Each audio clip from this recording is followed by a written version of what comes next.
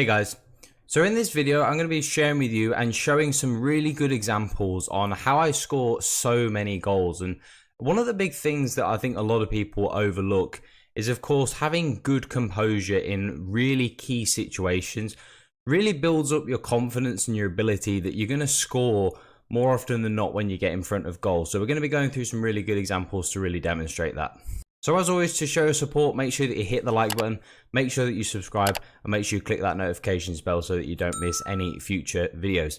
So as you've already seen in some of these really good examples, and composure is so important. You know, you can see how using things like the left stick dribbling, the right stick dribbling, you know, the L1, R1 dribbling, things like that, able to be composed in those really tight moments. But another thing that you're going to see in a lot of these examples is just the diversity that we're able to score. You know, we're able to score goals in so many different ways, whether it be through cutbacks that obviously, you know, cutbacks are really overpowered and everybody scores cutbacks, but, you know, just finesse shots, just power shots to the near post, to the far post, finesse shots to the far post and the near post, chip shots, you know, going around the keeper, quick 1-2s, like being able to attack and score in so many different ways just gives you such an edge when you're playing. And one of the things I notice, especially when I attack, you know, in this game, is that a lot of people just don't know how to defend when I attack. You know, pretty much you come up against a lot of people, I do anyway, that people just don't know how to defend against me. And this is not like a bragging thing. It's because I'm able to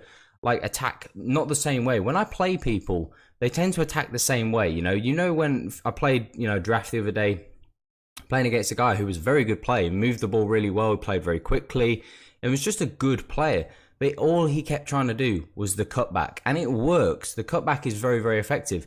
But when this guy started doing it, he did it every single time. And eventually, I was just able to cut it out. I was able to stop it before it even got to that point because it was so predictable that what he was going to do.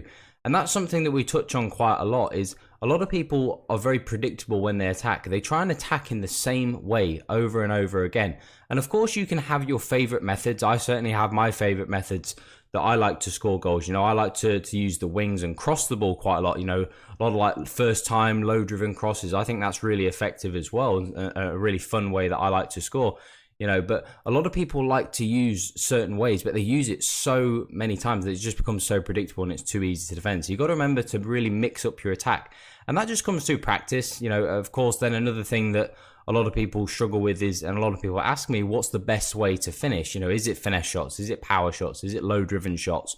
You know, is it chip shots? And how do you know what to decide to pick in certain situations? Like when you look at a lot of these examples and you can see we've scored a lot of goals and every chance has gone in, and you probably think, well, how do you know what to select at that right moment?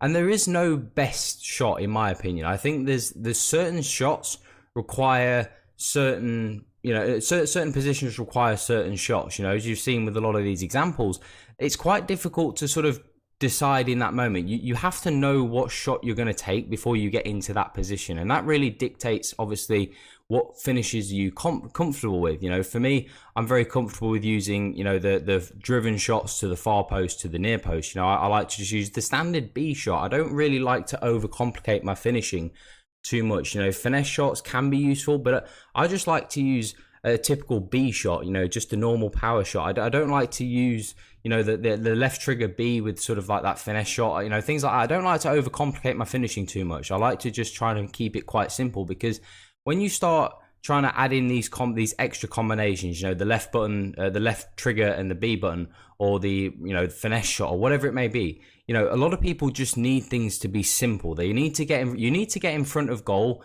and just be so clear in what you're doing. You know, you don't want to be having to think. And I think that's something, again, that a lot of people don't talk about. It's finishing and just playing fast. We like to talk about playing fast all the time.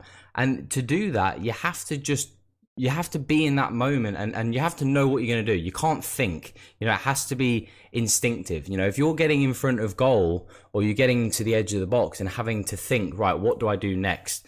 If you're thinking, you're never going to like be good at this game. You're never going to be a great player at this game, because you can't think and then react quick enough. It's just literally impossible to think. You have to kind of know how you're going to attack before you get into those situations. And that's something that, you know, it comes with practice. You know, I've played FIFA for 10 years and I'm by no means the best player in the world or any even close to it.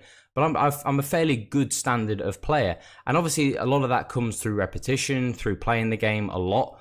But not like a crazy amount, but playing the game a decent amount every year. You know, you're able to kind of like pick up on certain situations. You kind of just know how people play, you know, because I played the game, you know, for 10 years, I know how people play. So I can kind of already get a feel for straight away in a game. Like, you know, based on how your opponent is playing, how you're going to be able to attack. So if when my opponent gets the ball, he's one of these people that's always just rushing forwards. Every pass is forwards. It's just fast. He just tries to go forwards as quick as possible, whether he's got players there or not, and he just tries to go forwards.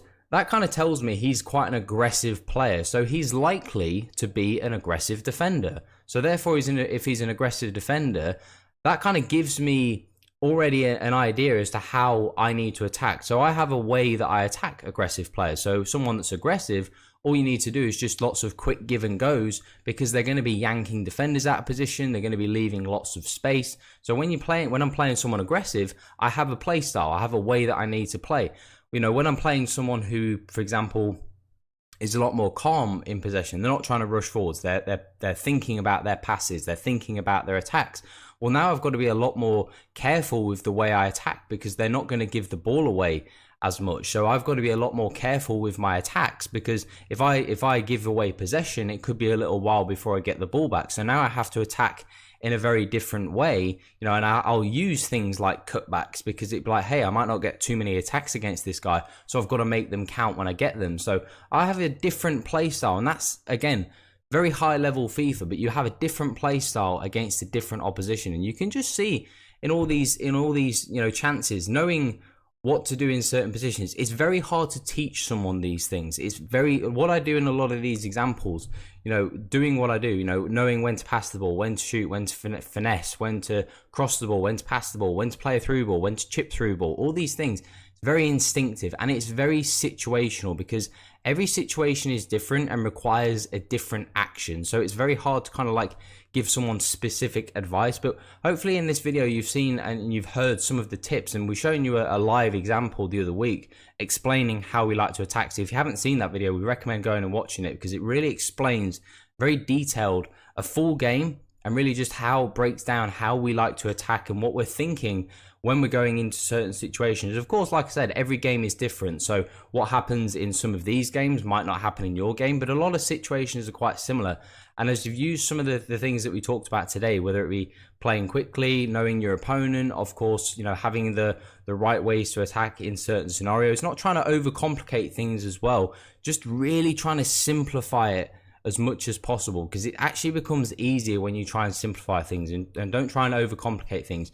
You only need to overcomplicate things when you start playing at a really super high elo. But for most of us, just playing, you know, FIFA casually, or just playing with our friends, or just playing a bit of champs or a bit of friendlies, you don't need to play super complicated, you know, difficult high level FIFA. It's just not necessary. So I would always recommend just trying to simplify things, and then you'll find that FIFA is a lot easier, and you'll just find that scoring chances is a lot more, you know, easy. So if you do want a little bit more of a detailed sort of like breakdown on certain finishes and when to do that, then let us know down in the comment section. If you did enjoy the video, make sure you drop a thumbs up, make sure you do hit that subscribe button and that notifications bell so that you don't miss any future videos. And if you do want to ask us any further questions, make sure you join our Discord. The link to that is down in the description. So thanks for watching, and we'll see you in the next one.